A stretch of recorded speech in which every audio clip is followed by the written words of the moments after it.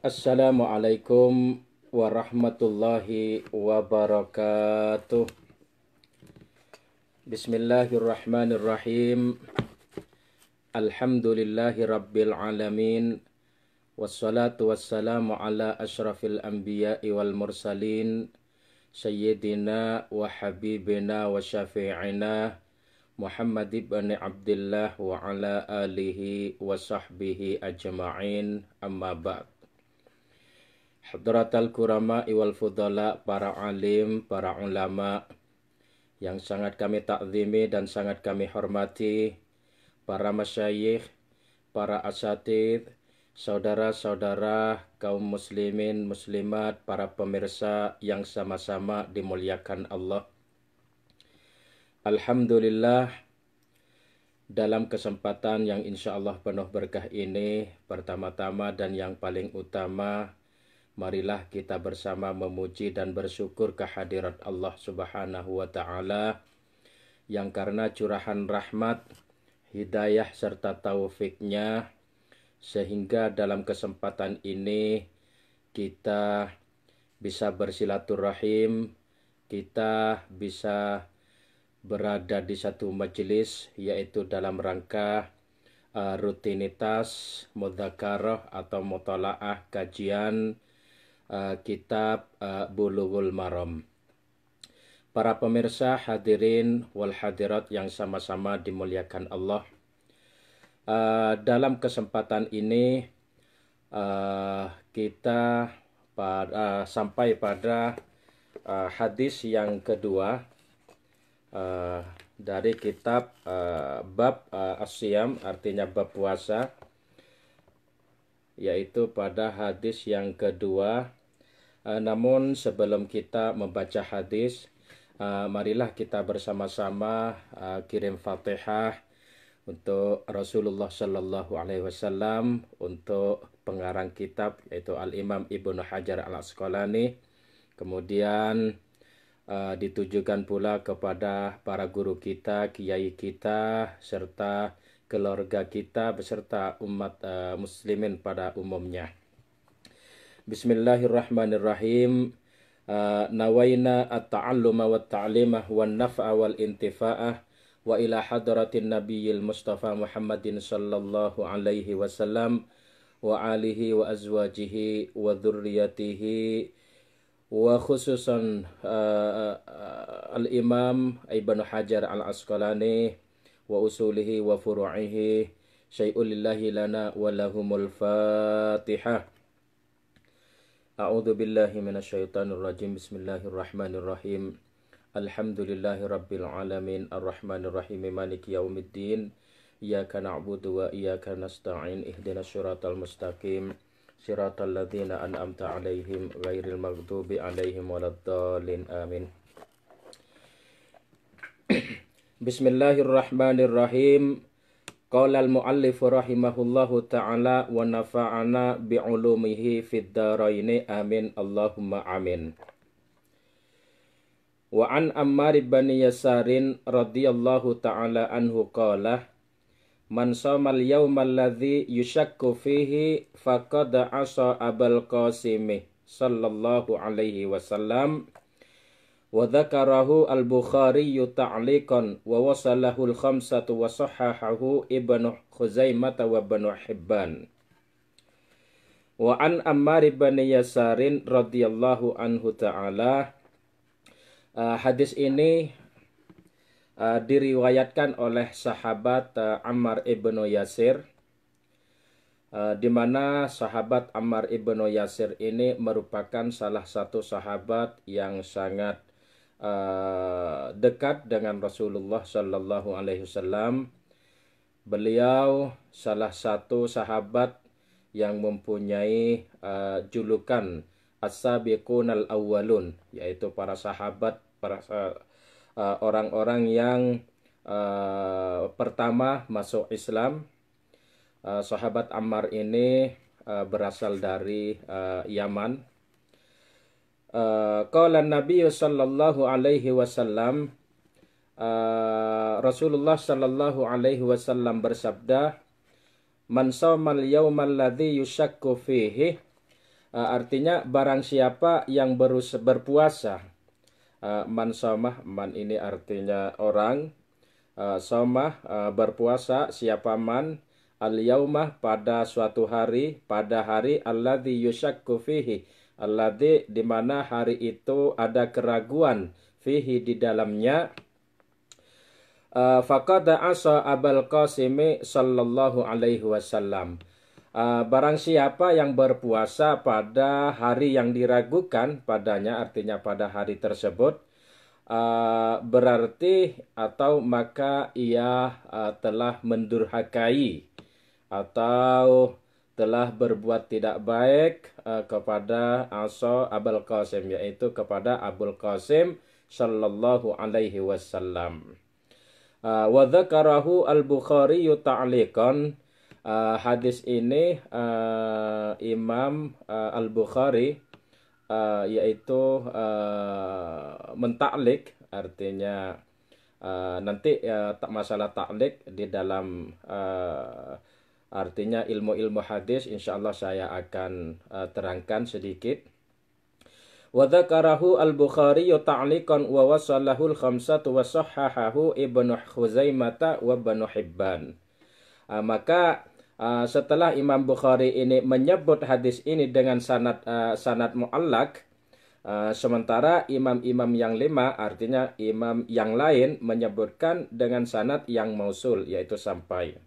Hadis ini disahihkan oleh Ibnu Khuzaimah dan Ibnu Hibban.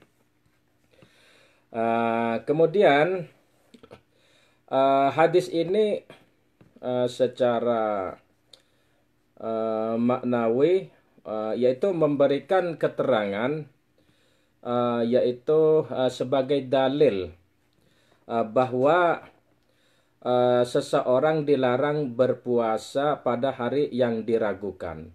Al-yaumal ladzi yusyakku fihi. Artinya yang dimaksud adalah hari yang ke-30 bulan Sya'ban. Karena ihtimal malam itu artinya malam 30 atau hari-hari yang diragukan, malam 30 Sya'ban atau juga malam pertama bulan Ramadan. Jadi orang yang berpuasa pada hari ragu itu termasuk orang yang menyelisihi Nabi Shallallahu Alaihi Wasallam. Kenapa? Karena di dalam hadis di atas yaitu termasuk faqad asa Abul Qasim. Maka orang yang berpuasa pada hari ragu ini termasuk orang yang menyelisihi, atau bahasa lebih kasarnya yaitu seorang yang durhaka kepada Abul Qasim, yaitu Nabi Muhammad Sallallahu Alaihi Wasallam. Kemudian jadi orang yang berpuasa pada hari ragu ini termasuk orang yang menyelisihi Nabi Sallallahu Alaihi Wasallam. Kenapa? Karena Abul Qasim adalah panggilan beliau Sallallahu Alaihi Wasallam. Karena putra yang paling besar dari istri tercinta atau dari istri Sayyidatuna Khadijah Al-Kubra, yaitu bernama Qasim. Putra beliau Qasim wafat di Makkah dan dikebumikan di Ma'lah. Seperti yang telah saya sampaikan tadi, apa yang diceritakan atau dikomentari oleh Imam Al-Bukhari yaitu hadis muallak. Hadis muallak ini adalah hadis yang tidak disebutkan rangkaian perawi pada awal sanadnya. Dalam hal ini Imam Al-Bukhari dalam kitab sahihnya ketika mencantumkan hadis ini tidak menyebutkan perawinya dari awal sanadnya. Ini merupakan salah satu kejujuran Al-Imam Al-Bukhari. Para pemirsa hadirin wal hadirat kaum muslimin rahimakumullah. Kita ketahui bersama bahwa hukum syariat dibangun atas keyakinan. Karenanya ketika ketiga imam madhab, artinya Al-Imam Abu Hanifah, Imam Malik, dan Imam Asy-Syafi'i, jika ada orang yang berpuasa untuk menyambut Ramadan, seperti yang saya terangkan kemarin, yaitu pada hadis yang pertama, dan pada malam ini kita baca mutalaah hadis yang kedua. Di mana ketiga madhab ini menyampaikan maka tidak sah.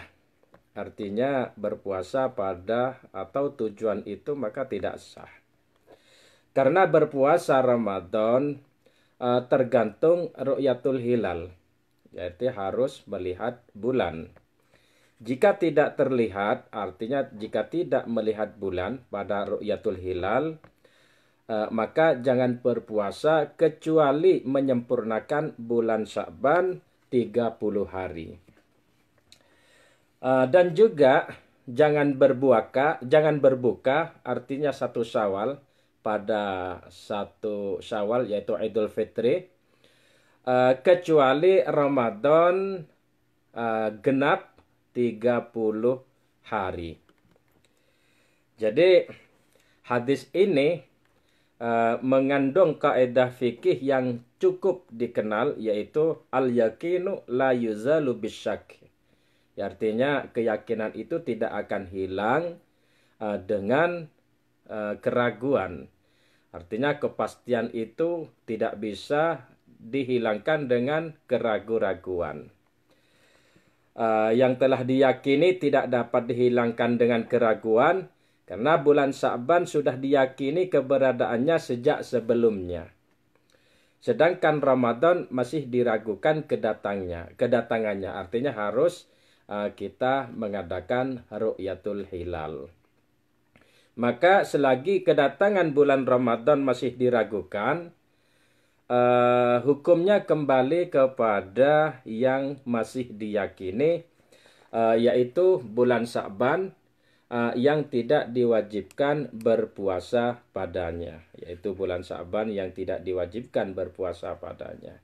Sehingga dengan keterangan hadis ini, kita telah mengetahui sedikit apa yang diwasiatkan atau yang diajarkan oleh Rasulullah Shallallahu Alaihi Wasallam kepada kita, khususnya kepada umat secara umum, agar saat beribadah tentunya harus yakin dengan dalilnya. Kalau kurang paham tentunya harus bertanya kepada para guru, para kiai, para ulama, karena suatu kewajiban untuk mengetahui apa yang akan diamalkan untuk kesehari-hariannya. Para pemirsa, hadirin wal hadirat yang sama-sama dimuliakan Allah, kiranya cukup sekian mutalaah mudzakarah singkat ini. Walaupun sedikit, harapan kita ada barokah, manfaat, dan mudah-mudahan kita semua bisa mengamalkan ilmu-ilmu yang kita ketahui bersama untuk menjadikan hujah agar amal ibadah kita ini betul-betul sesuai yang disyariatkan oleh Allah serta Rasulullah Shallallahu Alaihi Wasallam. Demikian, insyaallah kita akan berjumpa kembali besok. Wallahul muwaffiq ila aqwamit thoriq. Wassalamualaikum warahmatullahi wabarakatuh.